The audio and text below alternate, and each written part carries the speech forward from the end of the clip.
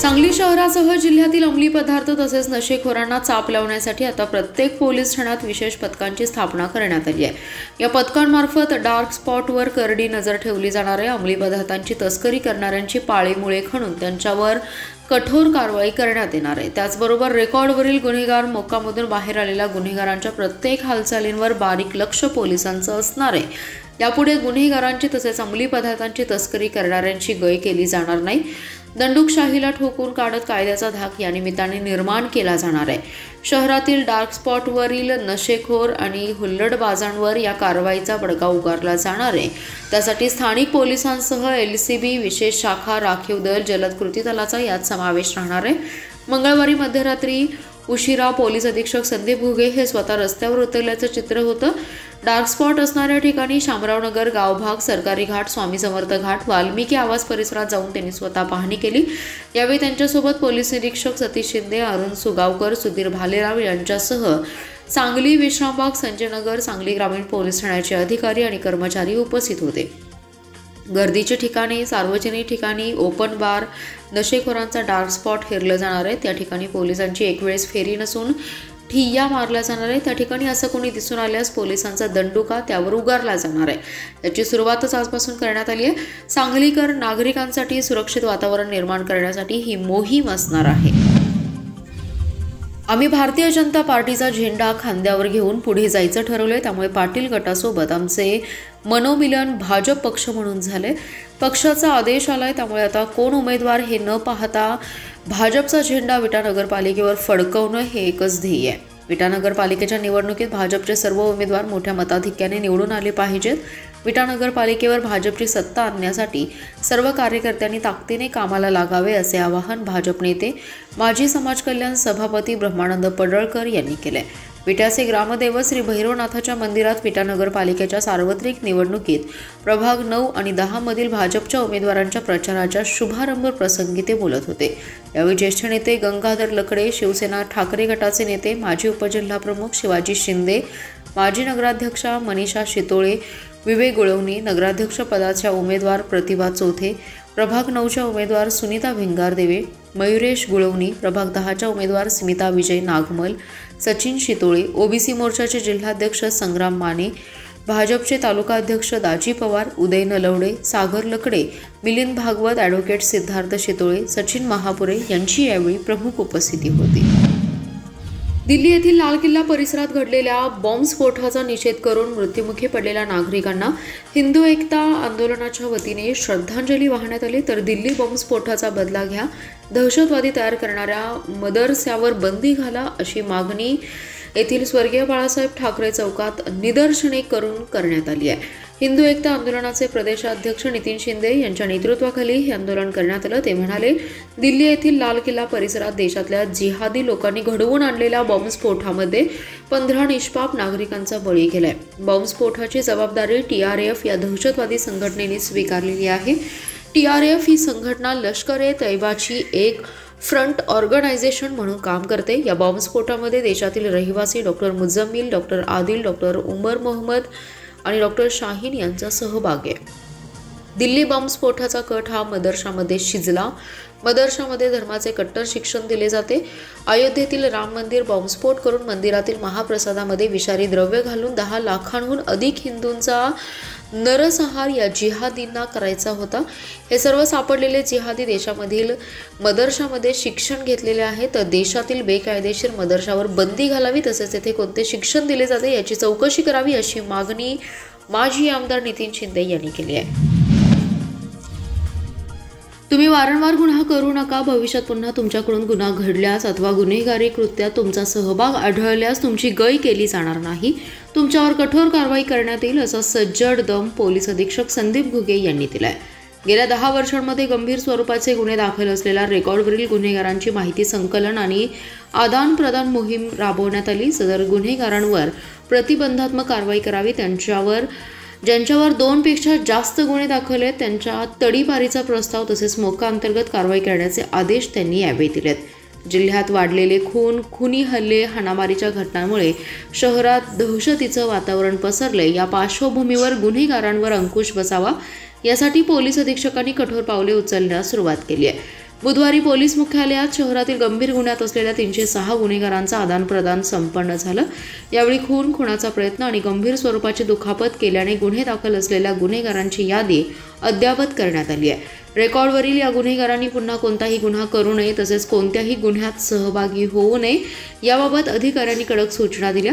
विविध गुन्ह्यांमध्ये कारागृहातून जामिनावर बाहेर असलेल्या गुन्हेगारांना गुन्हे प्रकटीकरण शाखेचे पथक आणि बीट मार्शलनी वारंवार तपासणी करून ते सध्या काय करतात, त्यांच्या वर्तनात सुधारणा होत आहे की नाही याची तपासणी करण्याच्या सूचना देण्यात आलेल्या आहेत। 2 पेक्षा अधिक गुन्हे दाखल असल्यास आणि वारंवार गुन्ह्यात सहभाग आढळून आल्यास तडीपारीचा प्रस्ताव करण्याच्या सूचनाही यावेळी देण्यात आल्या। महापालिकेच्या अतिक्रमण निर्मूलन पथकाने सलग दुसऱ्या दिवशी 100 फुटी रस्त्यावरील अतिक्रमणधारकांवर कारवाईचा हातोडा उगारला। रस्त्यांवरील सामायिक अंतरातील अतिक्रमणे काढून घेतली आहेत। काहींनी विरोध करण्याचा प्रयत्न केला, मात्र आयुक्त सत्यम गांधी यांनी स्वतः कारवाईमध्ये उतरल्यामुळे अनेक वर्षांपासून अतिक्रमणाच्या वेखात असलेला 100 फुटी रस्ता आता मोकळा श्वास घेतोय।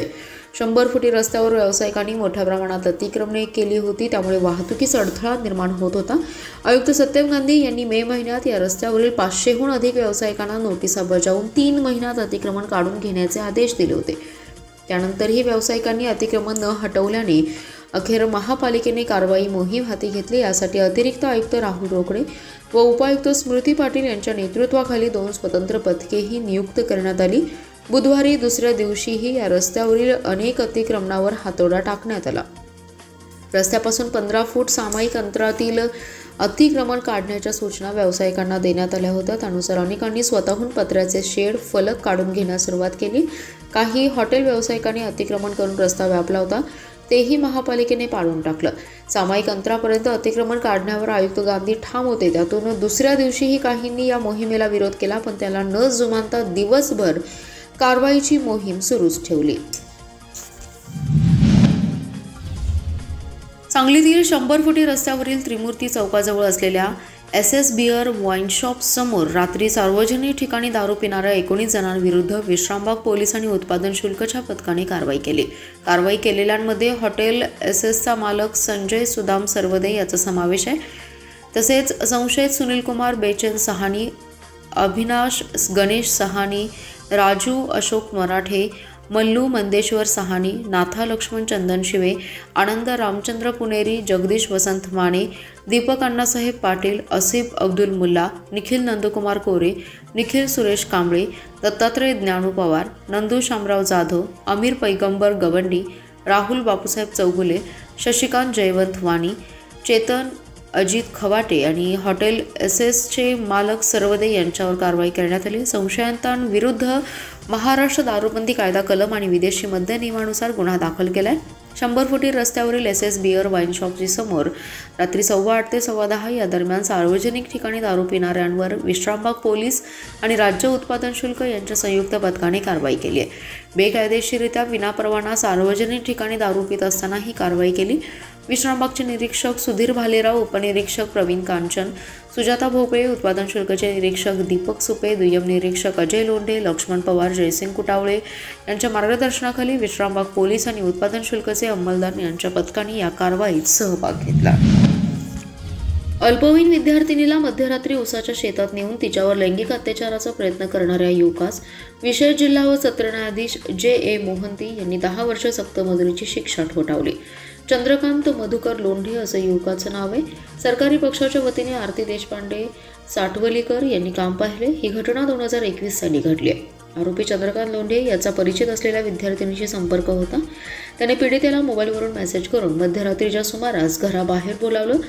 यानंतर कुमटेफाटा परिसरातील एका शेतात तिच्यावर लैंगिक अत्याचार करण्याचा प्रयत्न केला। सकाळच्या सुमारास पीडिता घरात दिसत नसल्यामुळे तिच्या आईने मिरज ग्रामीण पोलीस ठाण्यात बेपत्ताची फिर्याद दाखल केली। दुसऱ्या दिवशी पीडितेस आरोपी चंद्रकांत याच्या काकाने घरी आणून सोडले। यानंतर पीडितेच्या भावाने तिला घेऊन पोलीस ठाणे गाठले। तिथे घडलेली हकीकत पीडितेने पोलिसांना सांगितली। पोलिसांनी घटनास्थळाचा पंचनामा करून आरोपीचे आणि पीडितेचे कपडे जप्त केले। सदर खटला न्यायालयात सुनावणीस आला असता सरकार पक्षातर्फे 12 साक्षीदार तपासण्यात आले। यामध्ये पीडिता आणि तिची आई यांची साक्ष महत्त्वपूर्ण ठरली। तपासी अधिकारी यांनी केलेल्या तपासात पीडिता ही घटनेच्या वेळी अल्पवयीन होती आणि आरोपीने तिच्यावर लैंगिक अत्याचाराचा प्रयत्न केल्याचं तपासात निष्पन्न झालं.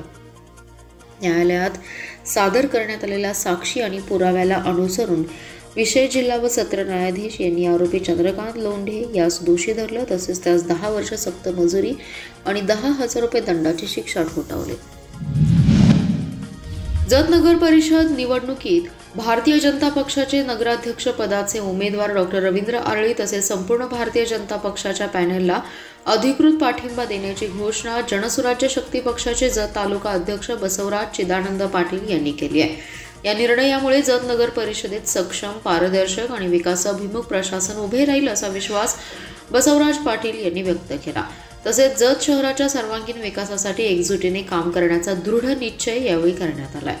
जतच्या जनतेने विकासाच्या प्रवाहात भाजप, जनसुराज्य यांच्या संयुक्त पॅनेलला मोठ्या संख्येने साथ द्यावी असं आवाहन यावेळी करण्यात आलंय. या पाठिंबा घोषणेपूर्वी जनसुराज्य शक्ती पक्षाचे जत तालुका अध्यक्ष बसवराज चिदानंद पाटील यांनी आमदार गोपीचंद पडळकर यांची सदिच्छा भेट घेऊन जत नगर परिषद निवडणुकीत भाजप पॅनेलला पाठिंबा जाहीर केला. यावेळी आमदार पडळकर यांनी जनसुराज्य शक्ती पक्षाचे संस्थापक अध्यक्ष आमदार डॉक्टर विनय कोरे सावकर यांच्याशी दूरध्वनीवर चर्चा करून या निर्णयाचं स्वागत केलं. दोन्ही नेत्यांनी जत नगर परिषद विकासासाठी एकत्रितपणे काम करण्याचा विश्वास व्यक्त केला. यावेळी सरदार पाटील, सुनील पवार, डॉक्टर सार्थक हिट्टी, रवींद्र शेगावे, चंद्रकांत गुंडोडगी, सौ श्रुती हिट्टी यांच्यासह भाजपा जनसुराज्य पदाधिकारी उपस्थित होते.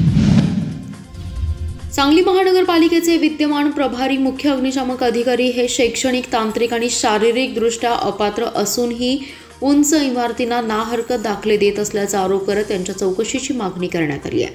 याबाबत महेश कुमार कांबळे यांनी जिल्हाधिकाऱ्यांना निवेदन दिले. निवेदनात त्यांनी म्हटलंय की महाराष्ट्र आग प्रतिबंधक आणि जीव संरक्षण अधिनियम तसेच सुधारणा अधिनियमनुसार मुख्य अग्निशमन अधिकारी पदासाठी राष्ट्रीय अग्निशमन सेवा विद्यालय नागपूर येथील स्टेशन ऑफिसर अँड इन्स्ट्रक्टर पदविका आवश्यक आहे. मात्र सदर पात्रता प्रभारींकडे नसल्याचा दावा करण्यात आलाय.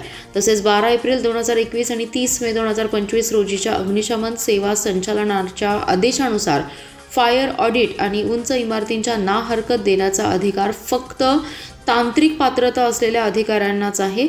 उंच बांधकामाबाबत देण्यात आलेले परवाने, विशेषतः अमराई परिसरात दिलेला परवाना हा अपात्र अधिकाऱ्यांच्या अभिप्रायावर दिल्याचा आरोप निवेदनात करण्यात आलाय. काही दिवसांपूर्वी विटा येथे झालेल्या आग दुर्घटनेत 4 नागरिकांचा मृत्यू झाल्याची आठवण करून देत अशाच प्रकारची घटना शहरात घडल्यास जबाबदारी कोणाची असेल असा प्रश्नही डॉक्टर कांबळे यांनी उपस्थित केलाय. त्यांची वैद्यकीय तपासणी मेडिकल बोर्डकडून करावी अशी मागणी त्यांनी केली आहे.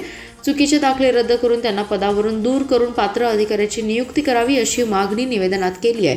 कारवाई न झाल्यास उच्च न्यायालयात जनहित याचिका दाखल करण्याचा इशारा यावेळी देण्यात आलेला आहे. सांगली महापालिका क्षेत्रातील विविध प्रभागांमध्ये आमदार सुधीर गाडगीळ यांच्या विशेष प्रयत्नातून मंजूर झालेल्या कोट्यावधी रुपयांच्या विकास कामांचं उद्घाटन मोठ्या उत्साहात पार पडलं. रस्ते, नागरी सुविधा, पर्यावरणपूरक उपक्रम आणि समाज कल्याणाचे प्रकल्प या सर्वांचा समावेश असलेल्या कामांमुळे शहराचा विकास वेग घेणार आहे.